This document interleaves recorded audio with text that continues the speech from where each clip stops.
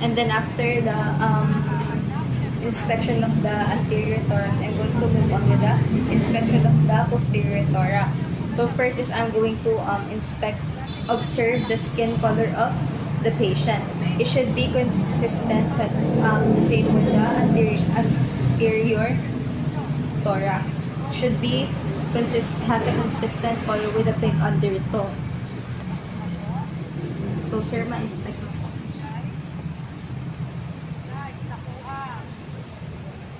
And I'm going to inspect the structure of the posterior thorax.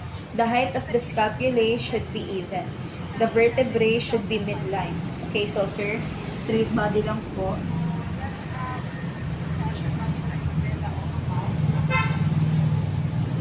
So after inspecting for the symmetry, the structures, I'm going to check for the symmetry of the structures. So the chest and chest movement should be symmetric. So sir, maghinga lang po kayo ng maayos.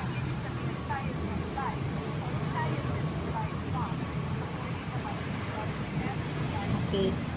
And then after that is I'm going to observe respirations like what I did at the anterior thorax. So sir, maghinga lang po kayo at maayos.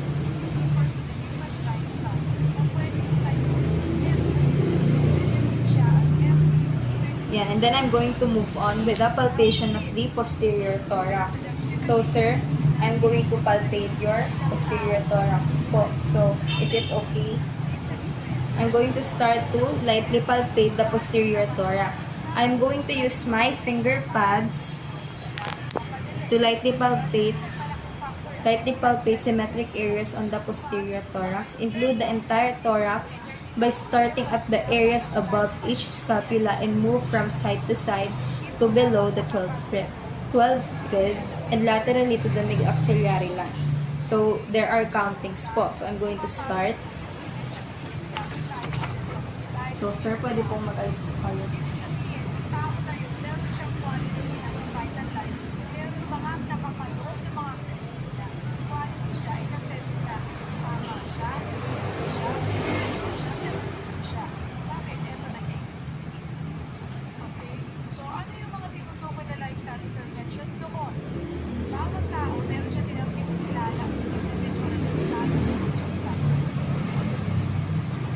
So you're going to assess for the muscle mass of the patient on each side and assess for growth of nodules and masses and assess for tenderness.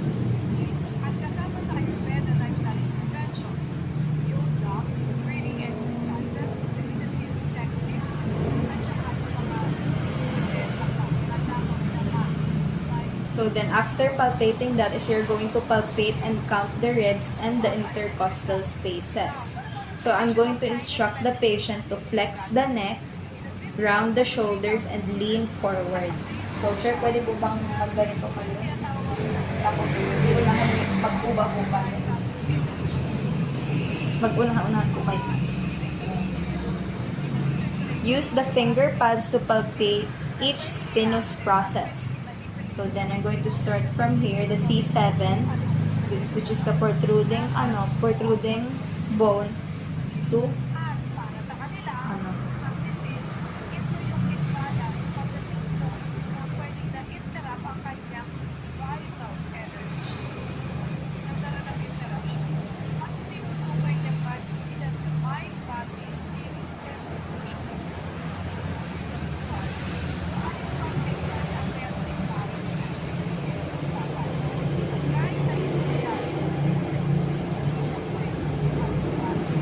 the area should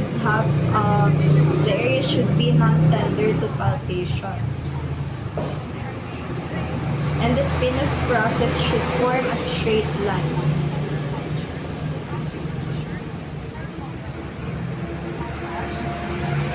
Okay na po. And then I'm going to palpate for respiratory expansion. Place the palmar surface of your hands with thumbs close to the vertebrae on the chest at the level of them. Pinch up some skin between your thumbs and ask your line to take a deep breath. So, sir, pwede po ba Hahawakan ko po yung likod ninyo, tapos maghinga lang po kayo ng malalim. Pupusog.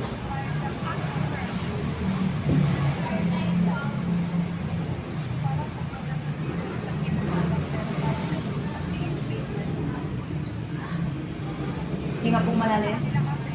Hinga malalim.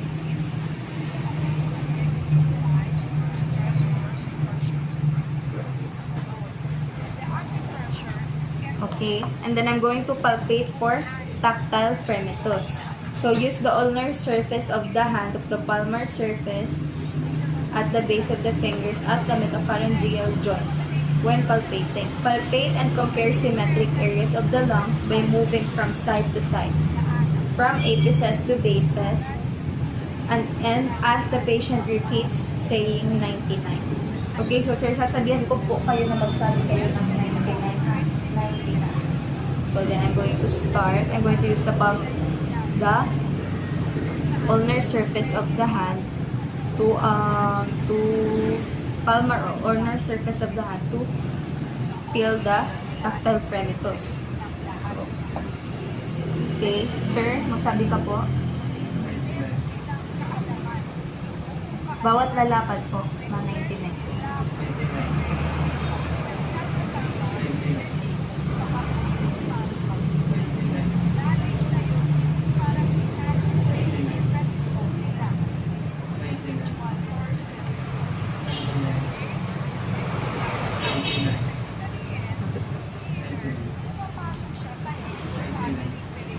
So, I felt the tactile fremitus and I'm going to move on to the percussion of the posterior thorax. So, I'm going to start the percussion of the posterior thorax. So, I'm going to tell the patient to breathe normally throughout this examination and ask the patient to lean forward and round their shoulders in position to move the scapulae laterally, permitting more area at the upper vertebral borders and widens the intercostal spaces for percussion.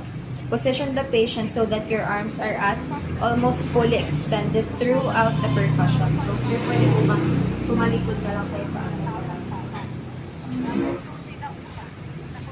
Ayusin mo lang ako.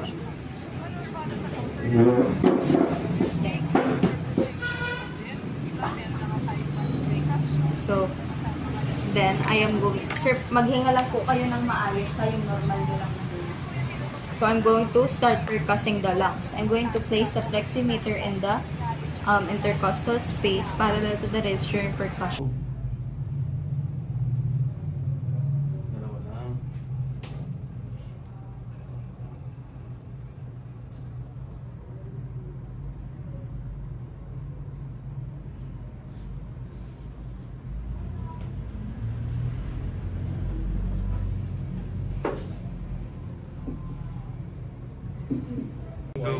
Inhale,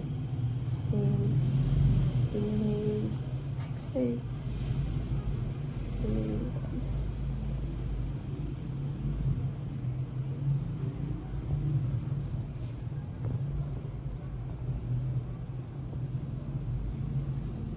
Inhale, Exhale, inhale, exhale,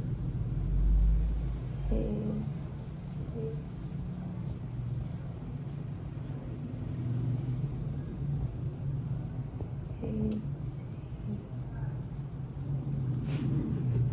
exhale, inhale, exhale, inhale, exhale, inhale, sobrang ang big, exhale, Be!